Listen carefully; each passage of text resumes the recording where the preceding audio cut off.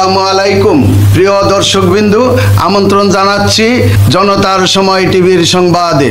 শুরুতে থাকছে দেশের সংবাদ শিরোনাম। সাদা পাথর ইস্যুতে 5 সিদ্ধান্ত সিলেট জেলা প্রশাসনের।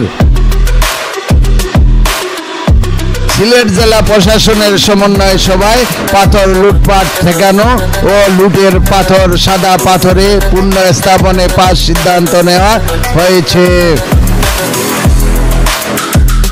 বিষয়টি নিশ্চিত করেছেন সিলেট জেলা প্রশাসক শের মাহবুব মুরাদ।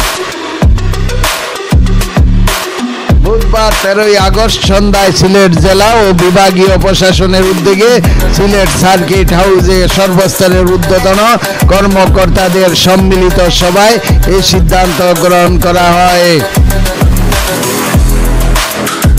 সিদ্ধান্তগুলো হলো জাফলং ইসি এর এলাকা ও সাদা পাথর এলাকায় 24 ঘন্টা যৌথ বাহিনীর দায়িত্ব পালন করবে।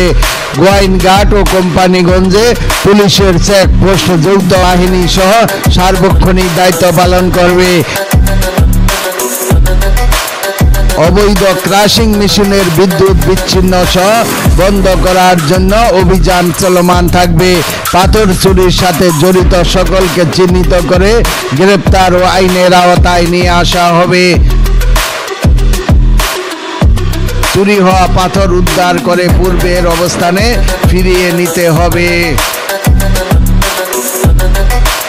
সম্প্রতি প্রশাসনের নিষ্ক্রিয়তা ও প্রভাবশালীদের লাগামহীন লুটপাটে হারিয়ে যাওয়ার উপক্রম হয় অপূর্ব প্রাকৃতিক সৌন্দর্যের স্থান সাদা পাথর সহ সিলেটের পাথর কোয়ারিগুলো।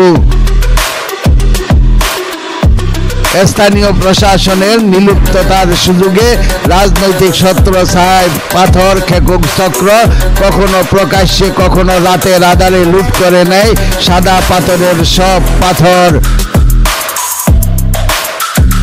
পাথর লুটের ঘটনা নিয়ে গণমাধ্যম সংবাদ প্রকাশিত হলে দেশব্যাপী তোলপাড় সৃষ্টি হয়। প্রিয় দর্শকবৃন্দু, আজকের প্রতিবেদন এই পর্যন্তই শেষ করছি। এখানেই পরবর্তী সংবাদ পেতে জনতার সময় টিভির সাথেই থাকুন। আল্লাহ হাফেজ।